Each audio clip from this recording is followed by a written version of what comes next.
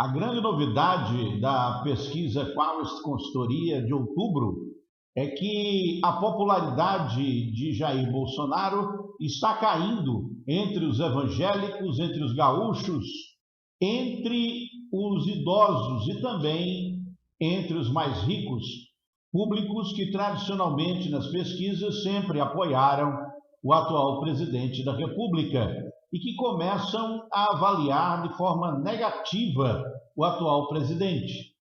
A pesquisa também traz uma hipótese, a hipótese de que Lula tenha chegado no seu teto de intenção de voto. Hoje, Luiz Inácio ganharia em qualquer cenário, poderia ganhar inclusive no primeiro turno. No segundo turno, ganharia de qualquer um dos pré-candidatos que se apresentam atualmente. A pesquisa, que é financiada pela Genial Investimentos, da Quaest Consultoria, será analisada aqui nesse vídeo em detalhes. Traremos todos os dados do relatório completo para que você possa fazer aí o seu juízo de valor. E eu quero lhe convidar para a primeira constatação, a mais importante. A grande maioria dos eleitores, quando perguntados em quem vão votar para presidente da República no próximo ano, eles dizem que estão indecisos. A manifestação espontânea do eleitor é de indecisão. 55%. Vejam aqui que 55% dos eleitores estão indecisos, não sabem em quem vão votar nas próximas eleições. Logo depois, a intenção de voto em Lula com 22%, era 23%, caiu para 22%, e a intenção de voto em Jair Bolsonaro, que era de 15% e subiu para 17%. O atual presidente da República, candidato à reeleição, teve um aumento significativo, fora da margem de erro, da sua intenção de voto espontânea. Isso pode ser aí um indicativo do que aconteceu nas manifestações de 7 de setembro, que podem ter revertido a tendência de queda de Bolsonaro nas intenções de voto. Vamos aos detalhes da pesquisa. Detalhes que eu trago aqui para vocês no relatório completo.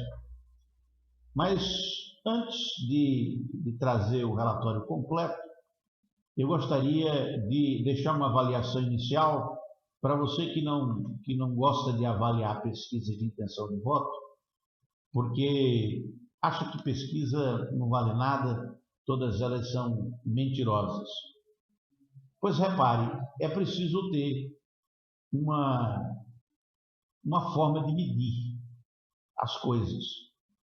Na ciência política, a principal régua para medir os governos é uma pesquisa avaliando o governo, perguntando às pessoas o que elas acham do governo, se elas fazem uma avaliação positiva, negativa, né? Ou estão ali no mais ou menos nem positiva nem negativa.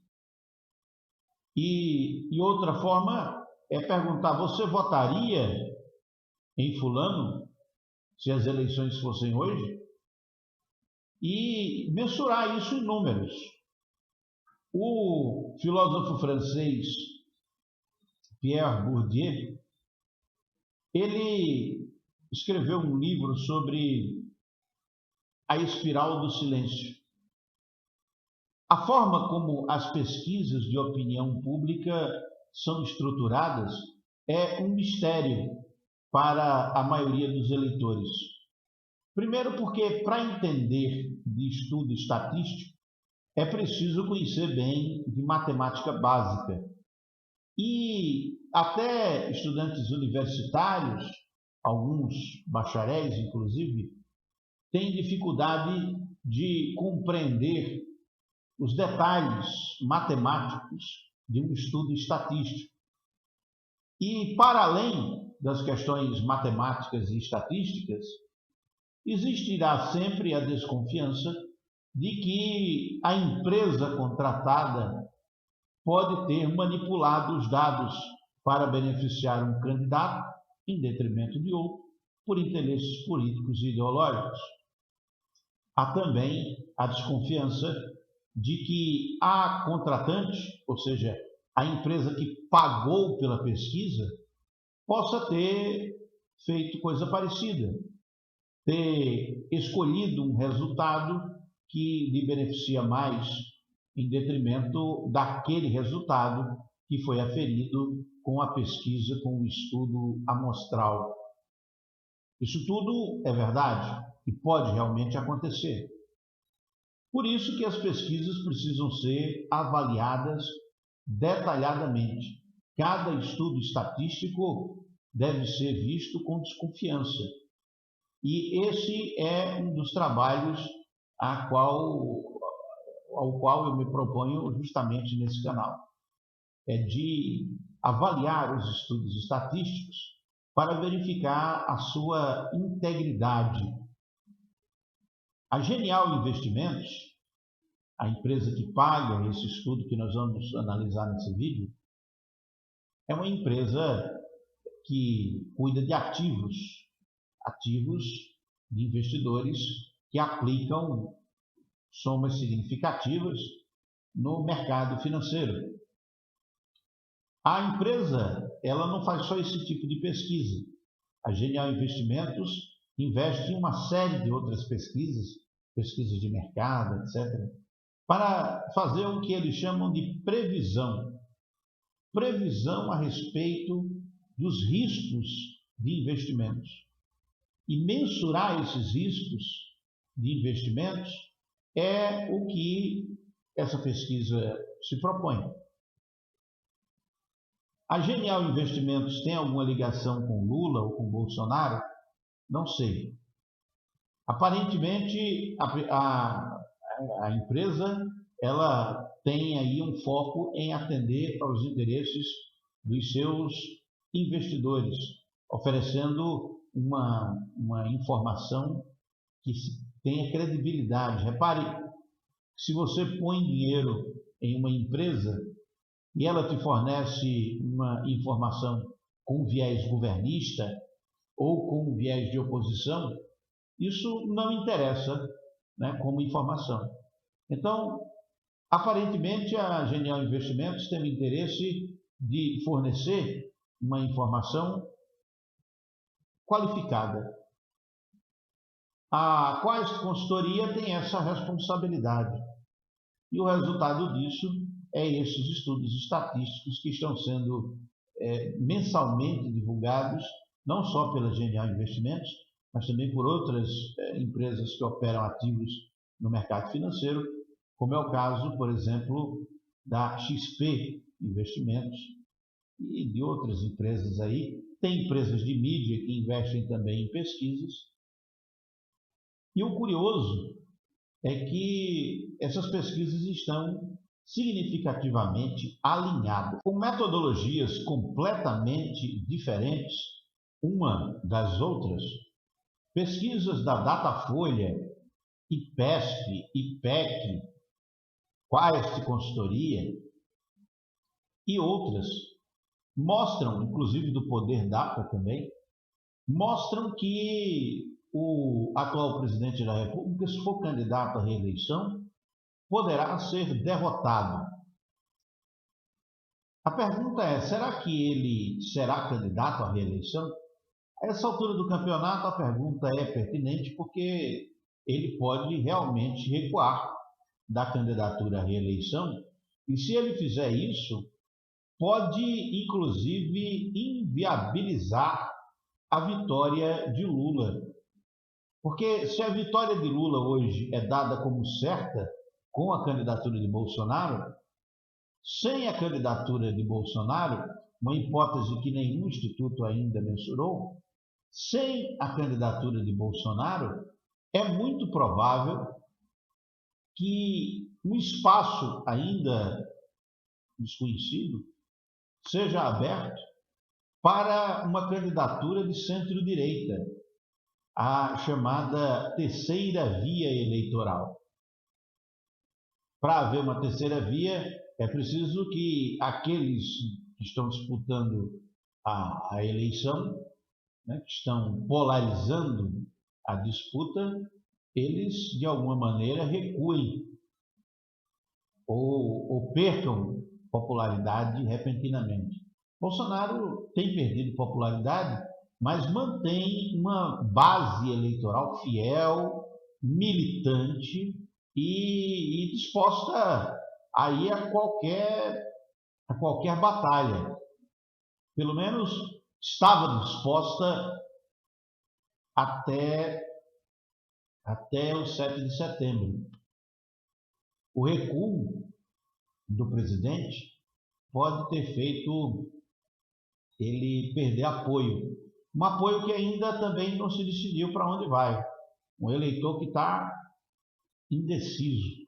Como nós estamos exatamente a um ano das eleições, esse vídeo vai ficar registrado como um vídeo que fez previsões a respeito de um futuro absolutamente incerto.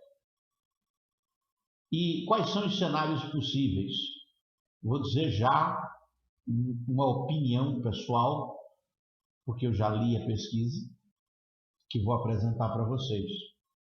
Se você quiser, pode ficar com a minha opinião e nem mergulhar comigo nas planilhas estatísticas, nos gráficos e na interpretação desses gráficos.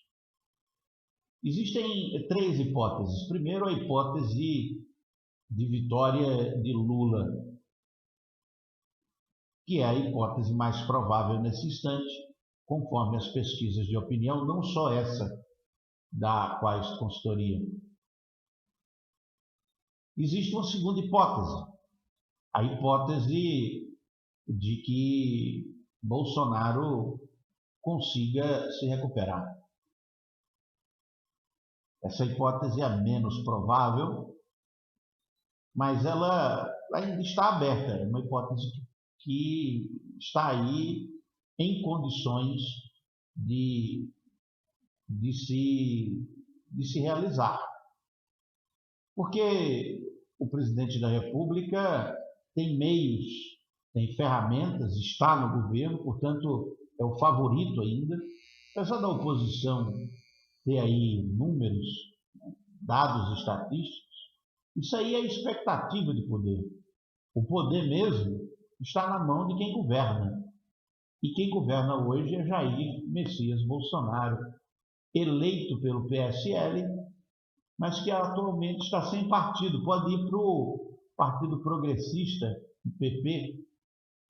O PSL agora está se aliando ao DEM e formando o BEM, um partido que vai nascer grande, mas que haverá uma janela partidária. Muitos podem migrar para o Partido Progressista se Bolsonaro for para o PP, ainda não foi, a preço de hoje. Uma composição partidária forte e com as ferramentas que o governo ainda tem, com uma distribuição de renda através de um programa um pouco mais eficiente do que esse que está atualmente em vigor, uma pequena recuperação da economia com dados mais positivos pode levar Bolsonaro a reverter o quadro atual e começar a disputar o segundo turno de igual para igual com Lula. Se houver essa recuperação, Bolsonaro chega com expectativa de poder muito maior do que Lula no segundo turno, e aí as pesquisas de segundo turno irão mostrar Bolsonaro como favorito e não mais como um azarão, como mostram atualmente a um ano da eleição. Então existe uma hipótese de vitória para o atual presidente, que hoje candidato à reeleição. Outra hipótese é que haja uma deterioração da imagem e da apreciação pública do presidente, a tal ponto em que a sua candidatura se torne inviável. Se isso ocorrer, Bolsonaro terá que desistir da reeleição, até por uma pressão jurídica muito grande, que pode inviabilizar a sua pretensão. Daí Bolsonaro recuaria, e nesse recuo haveria a hipótese de um desses candidatos aí, os pré-candidatos que já apareceram, um deles ganhar o apoio da centro-direita e num movimento absolutamente, digamos, pouco provável a preço de hoje, sair aí de um 2, 3%, ou talvez alguém que nem está aparecendo na pesquisa, seja catapultado à condição de presidente da República em outubro de 2021 nas eleições. São hipóteses que podem ocorrer. E é óbvio que o fato de algo ter pouca chance de acontecer não quer dizer que não vá acontecer. E isso já está mais que provado na história da política. Inclusive, num vídeo recente que você pode ver aqui no canal, eu avalio pesquisas Datafolha feitas um ano antes das eleições, desde a primeira eleição democrática por via direta, depois da redemocratização, até 2018. E dá para ver que o cenário é, às vezes, muito previsível, como foi, por exemplo, no caso da reeleição de Fernando Henrique Cardoso, que há um ano da eleição era o favorito, da reeleição de Lula, que há um ano da reeleição era favorito, da reeleição de Dilma, que há um ano da eleição era favorito, e agora, quando a gente avalia Bolsonaro, há um ano da eleição, ele não é o favorito. Ele está mais de 10 pontos, nessa pesquisa, 20 pontos percentuais, abaixo, atrás do seu principal adversário. Então, vamos analisar a pesquisa aqui, o estudo amostral completo que eu baixei e que vou trazer para vocês aqui em detalhes nesse vídeo. Me acompanhe.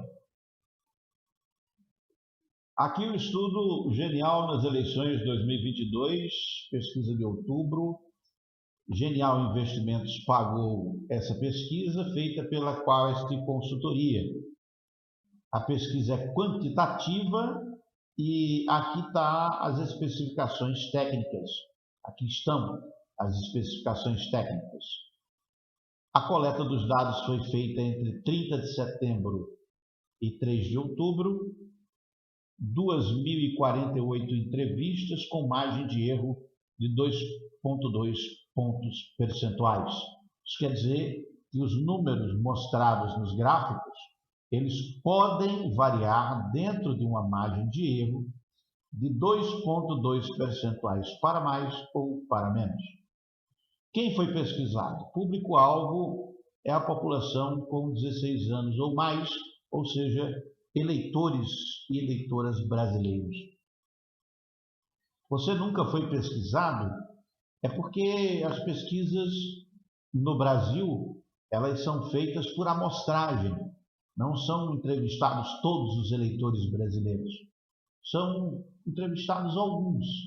E a amostra da opinião desses eleitores é que forma a pesquisa, a hipótese de opinião pública que é estatisticamente comprovada.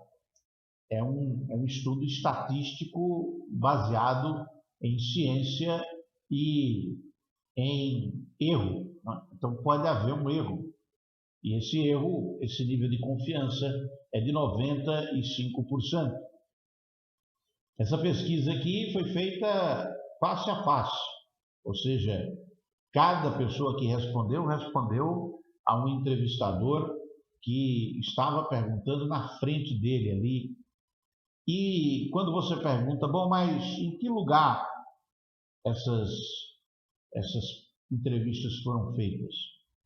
Os extratos eles são construídos aqui, segundo a especificação, a partir dos dados do Tribunal Superior Eleitoral, os dados de 2020, e a PNAD contínua do IBGE de 19 e de 21, que traçam o que os estatísticos chamam de amostra de perfil, amostra do perfil demográfico brasileiro.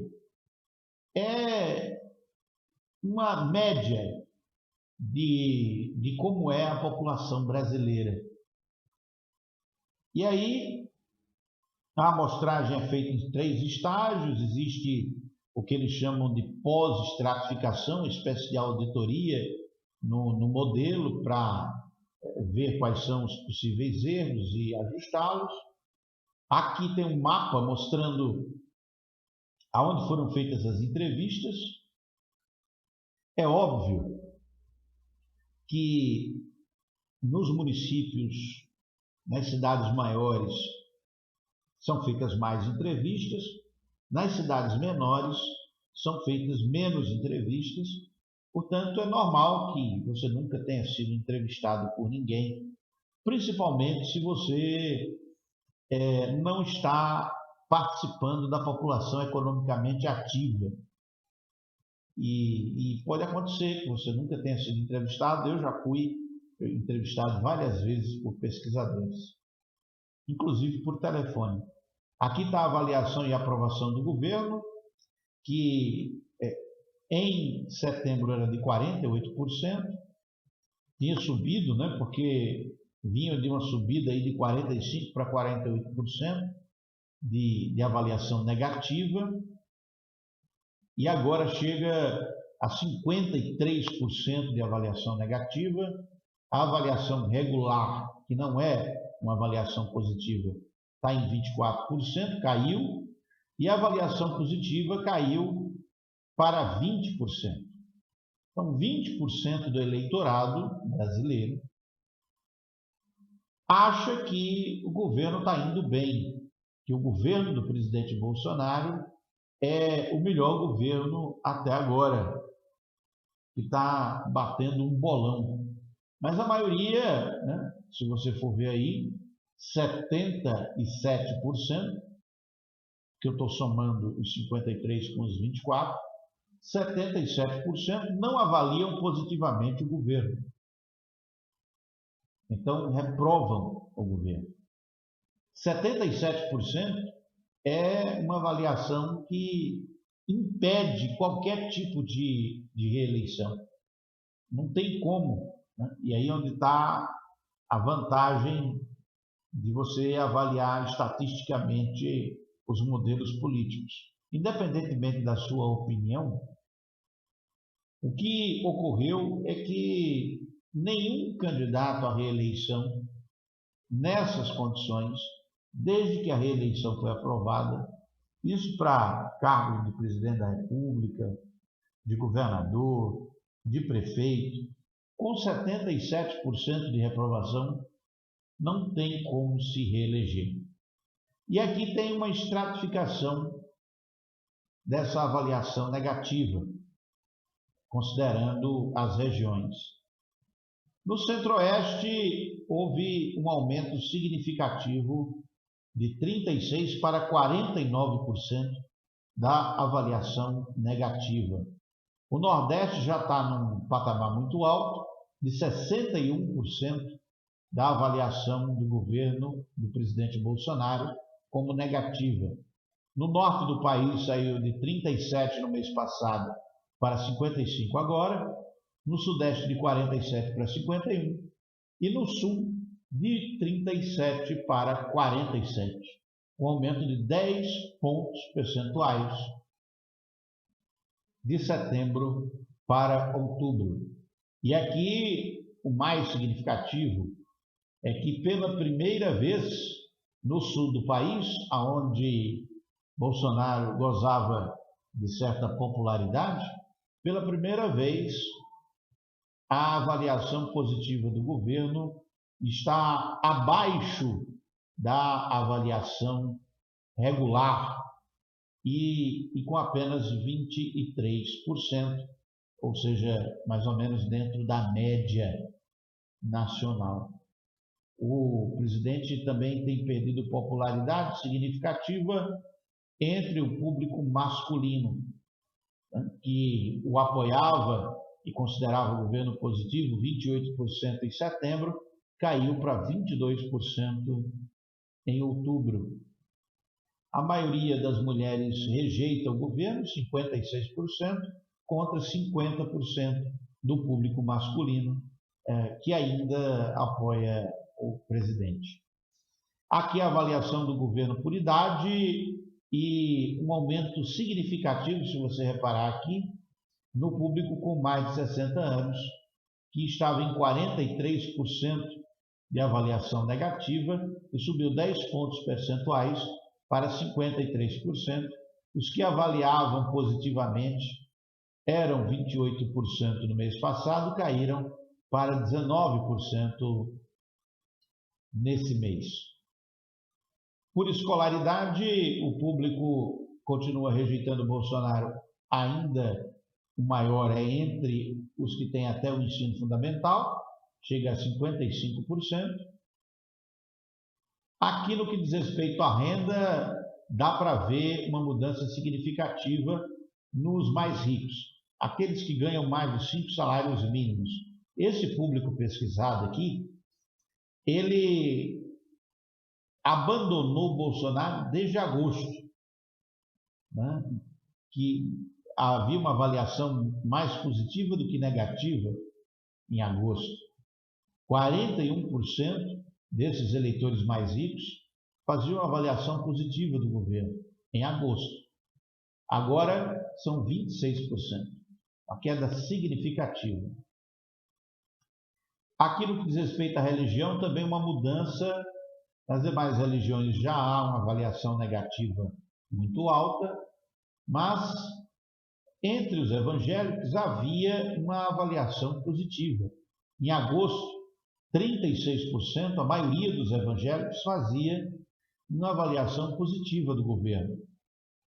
Isso mudou e agora apenas 30% dos evangélicos fazem uma avaliação positiva, 42% fazem uma avaliação negativa, aumentou 10 pontos percentuais de agosto para outubro entre os evangélicos, aqueles que fazem uma avaliação negativa do governo. É uma mudança no perfil do eleitorado que pode aí indicar uma tendência irreversível na base eleitoral do atual presidente. Aqui você vê um gráfico que mostra a intenção de voto do eleitor com base em como votou o eleitor no segundo turno das eleições presidenciais de 2018. E aqui você vê, o eleitor que votou em Bolsonaro, só 41% daqueles que votaram em Bolsonaro fazem uma avaliação positiva do governo. A grande maioria, 58% dos eleitores, fazem uma avaliação que não é positiva. Ou seja, são eleitores que não votariam, hipoteticamente, na reeleição de Bolsonaro. E alguns problemas são responsáveis por essa mudança no perfil do eleitor no que diz respeito à avaliação do governo. Perguntados qual o principal problema do país, você vê aí um X, né, no gráfico.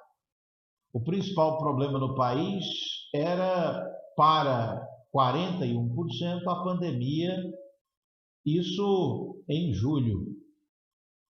Agora, essa mesma pergunta foi feita em outubro e caiu a preocupação de 41% para 24%. Agora, quando perguntados os eleitores qual o principal problema do país, 44% dizem que o principal problema do país é a economia. Aqui, outra pergunta, qual o principal problema do país? Economia, desemprego e inflação. Quando separa essas três questões, que se você for ver, não tem como separar, porque uma coisa está ligada à outra, né? A inflação com o aumento dos preços, o desemprego com a queda na renda e a economia, do ponto de vista prático, para a maioria dos eleitores, é isso, é ter mais emprego e os produtos não ficarem trocando de preço o tempo todo, como está acontecendo agora, algo que só acontecia antes do Plano Real, que foi implantado no governo do ex-presidente Itamar, e que agora voltou a acontecer. A inflação dos preços voltou a preocupar e a ameaçar o trabalho, o salário do trabalhador. Quando perguntados os eleitores qual é o seu nível de preocupação com a pandemia, a preocupação, você vê aí, diminuiu muito. Em julho era 79%, os muito preocupados, agora são 59%. Aqui o grau de responsabilidade que o presidente Bolsonaro tem sobre a atual situação da pandemia. Para 22%, ele é totalmente responsável. Outros 22% acham muito responsável. 25% consideram pouco responsável. E 26%, e aí esse é o dado importante, para 26% dos eleitores brasileiros, Bolsonaro não é responsável pelo que está acontecendo. Mas esses 26% são a minoria do eleitorado brasileiro. A maioria, como dá para ver, considera que o presidente tem algum grau de responsabilidade. Aqui um corte da pesquisa que cruza duas informações: a avaliação do governo com o grau de responsabilidade. Então, quem considera o governo de forma positiva, normalmente diz que ele não é responsável pelo que está acontecendo. E o contrário acontece também. Aqueles que avaliam o governo de forma negativa, 81% aqui, são aqueles que também dizem que o presidente é totalmente responsável pela atual circunstância. Na economia, a pergunta feita pelos consultores para os pesquisados foi: você diria que no último ano a economia do Brasil melhorou, ficou quase do mesmo jeito ou piorou? 69% dizem que piorou, que a economia piorou. E para uma parcela pequena, né, 14%, a economia melhorou. Deve ter melhorado para alguém, mas essa pergunta é evidente, né? Não tem como dizer que a economia melhorou. Está todo mundo num maior sufoco.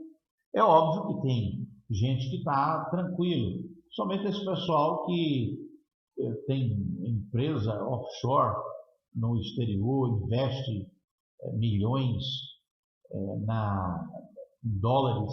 Então, quanto mais desvalorizar a moeda no Brasil, melhor, né? Eles ficam mais ricos.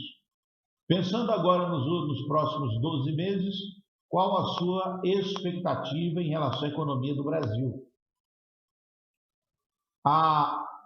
Os otimistas aqui estão sumindo, né?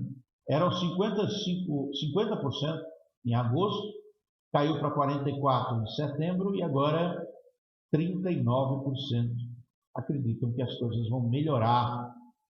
Pensando assim nos últimos 12 meses, a expectativa de melhorar está em 39% e de piorar em 34%. Ficar do mesmo jeito é 21%, portanto a maioria 55% estão pessimistas em relação ao futuro.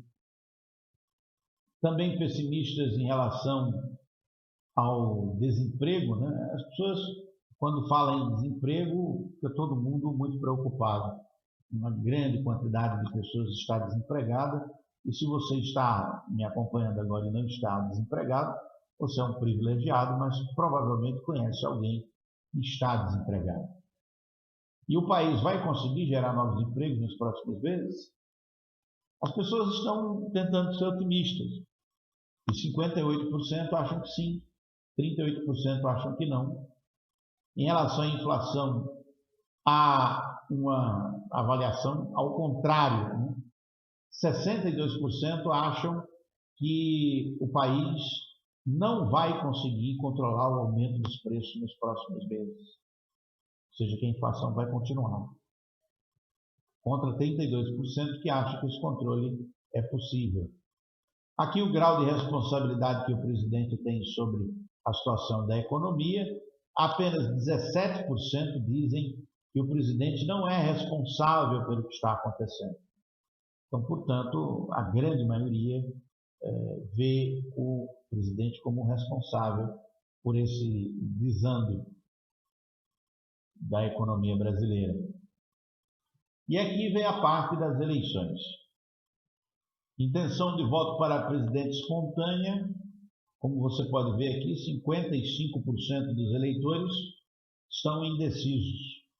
Essa aqui é a hipótese que você precisa avaliar nesse instante. Esse dado é importante, porque eram 58% os indecisos. Em setembro, o número de indecisos caiu para 55%, mas ainda é a maioria do eleitorado que não sabe ainda quem vai votar, porque, perguntado assim, ninguém lembra de cabeça, principalmente quem não está acompanhando o dia a dia das pesquisas, das opiniões políticas, etc., não está muito ligado, então, né, não responde. E aqui um dado importante é que o Lula tinha 23% de voto espontâneo no mês de setembro, caiu para 22%. É uma queda, mas uma queda dentro da margem de erro, da pesquisa de 2 pontos percentuais. Quando há esse tipo de queda dentro da margem de erro, isso quer dizer que não se deve levar em consideração esse dado, a não ser como uma tendência, não necessariamente como um resultado. Bolsonaro aumentou de 15% para 17% no voto espontâneo, pode ser uma tendência, mas também é uma variação dentro da margem de erro. Aqui o cenário de intenção de voto para presidente, quando o voto é estimulado. Os pesquisadores simularam 8 cenários, porque ninguém sabe ainda quem é que vai ser candidato, quem é que não vai ser.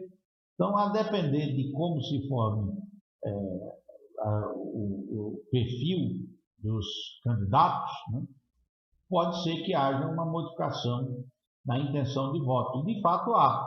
Por exemplo, Lula tem 43% de intenção de voto nesse cenário 1,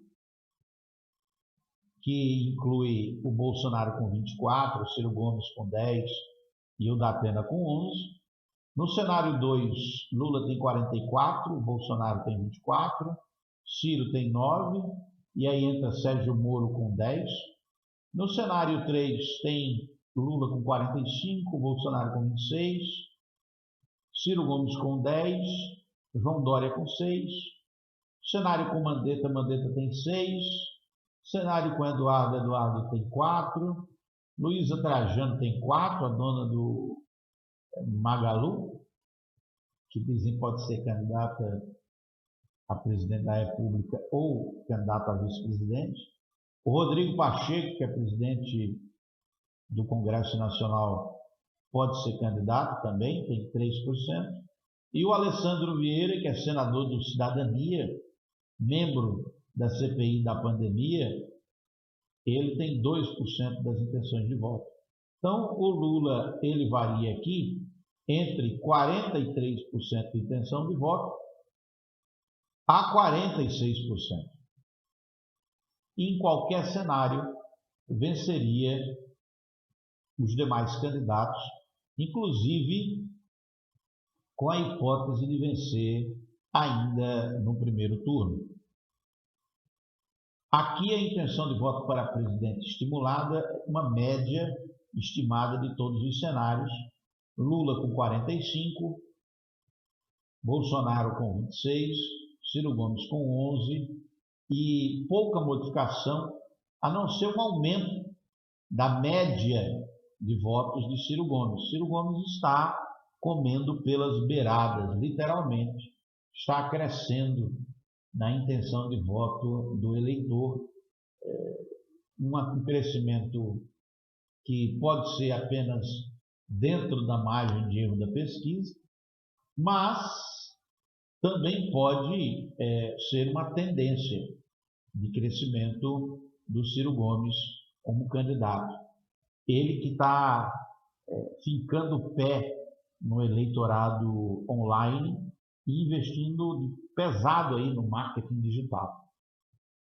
No segundo turno, nos cenários previstos, Lula vence todos os pré-candidatos, com uma votação que varia entre 56% e 49% das intenções de voto.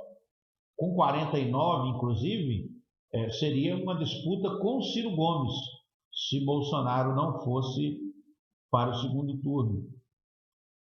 Disputando com Sérgio Moro, Lula ganharia, com Luísa Trajano também, com João Dória, com Eduardo Leite, com Rodrigo Pacheco. Então, Lula venceria aí em todos os cenários na pesquisa estimulada para o segundo turno. A pergunta feita ao eleitorado foi qual candidato melhor resolve os problemas. E o Lula aparece na frente, né? Menos no quesito combater a corrupção, aonde Bolsonaro tem um aumento significativo, Sérgio Moro aparece com destaque, mas o Lula ainda lidera também nesses cenários. O interesse e o conhecimento e a chance de voto, né? O nível do interesse em política do eleitorado caiu, era 47% em julho, agora em outubro está em 42%, houve uma queda do interesse em política porque a política se tornou um ambiente tóxico, né? Cada vez mais difícil falar de política. Eu que aqui nesse canal publico quase que diariamente vídeos sobre política, percebo que há um ambiente muito violento no debate político e talvez isso justifique essa queda de interesse do eleitorado por política. Nas eleições de 2022, você prefere que vença? 42% disseram que prefere Lula, mas esse dado diminuiu, né? Porque eram 45%, caiu para 42%. O número dos que acham, que acreditam que o melhor seria que não fosse nem Lula nem Bolsonaro, aumentou de 25% para 29%, e isso pode ser uma tendência aí do eleitorado de escolher um candidato que não é nem Lula nem Bolsonaro. Existe essa hipótese de terceira via e ela pode estar nascendo agora, no mês de outubro, a um mês das eleições.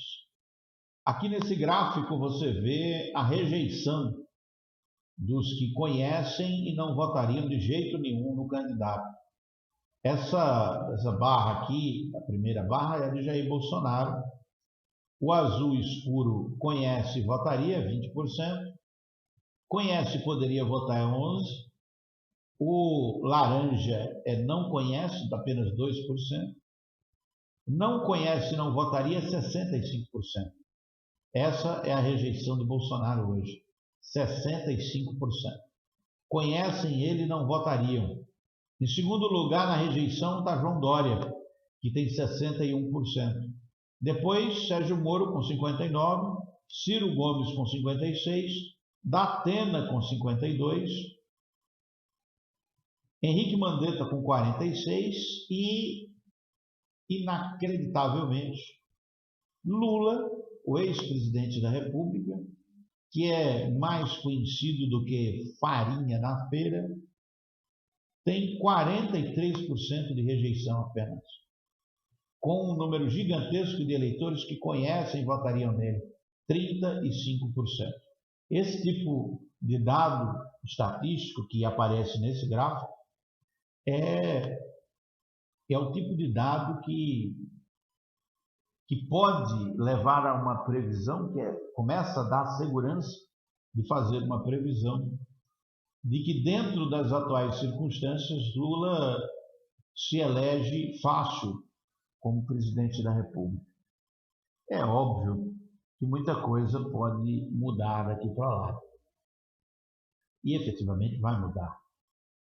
Mas será muito difícil para qualquer outro candidato, inclusive um candidato da terceira via, de derrotar esse perfil de líder político que tem uma rejeição tão baixa, mesmo já tendo governado, mesmo já tendo indicado alguém para governar e não ter dado certo, como é o caso de Luiz Inácio Lula da Silva, o petista mais conhecido e, muito provavelmente, hoje, um dos brasileiros mais conhecidos do mundo. Aqui a intenção de voto para presidente estimulada, levando em conta apenas para quem votou em 2018. O Lula aparece também na frente em todos os cenários. Aqui uma análise de conjuntura política, avaliando o que o eleitor achou que o presidente Bolsonaro, se ele acertou ou errou ao soltar a nota em respeito ao Congresso e ao STF. 39% dos eleitores disseram que ele acertou, 44% dizendo que ele errou ao soltar essa nota. E aqui, nesse resultado, talvez a revelação do inconformismo do eleitor de Bolsonaro com o recuo feito por ele na tentativa de golpe de Estado que promoveu no último dia 7 de setembro. A avaliação do governo pelo posicionamento do presidente em relação à nota em respeito ao Congresso e ao STF. Aqui uma pergunta se você acredita que esse comportamento de Bolsonaro é apenas aparência ou ele está sendo verdadeiro. A maioria, 58%, dizem que essa mudança de postura de Bolsonaro é apenas aparência, ele está sendo conveniente diante do cenário negativo. Uma estratificação da avaliação do governo em relação ao posicionamento do presidente. Aqui, os dados sobre os hábitos de mídia. Subiu o número de eleitores que se informam por política ou de política ou sobre política pelas redes sociais, subiu de 20% para 21%. Caiu aqueles que se informam pela TV de 53% para 52%. É uma avaliação, né, uma mudança dentro da margem de erro. Então é possível que seja apenas aí uma variação estatística dentro da amostragem, mas pode também ser uma tendência de que as redes sociais estão aí começando a protagonizar cada vez mais o debate político. Isso, na minha opinião, vai se acentuar nos próximos 12 meses. Aqui dados sobre quem prefere que vença as eleições, por quem se informa, e aqui as pessoas que se informam pelas redes sociais, né, os eleitores de Bolsonaro são os que menos se informam pela TV e mais se informam pelas redes sociais. Esses são os dados da amostra da pesquisa feita pela Quaest Consultoria para Genial Investimentos. Eu achei que essa pesquisa, esse novo estudo amostral, ele traz dados muito importantes, muito relevantes e revelam um cenário do futuro. O que realmente vai acontecer está aí no terreno das imprevisibilidades. Muita coisa vai ser tentada, principalmente por aqueles que querem chegar ao poder e que agora não estão no radar do eleitor.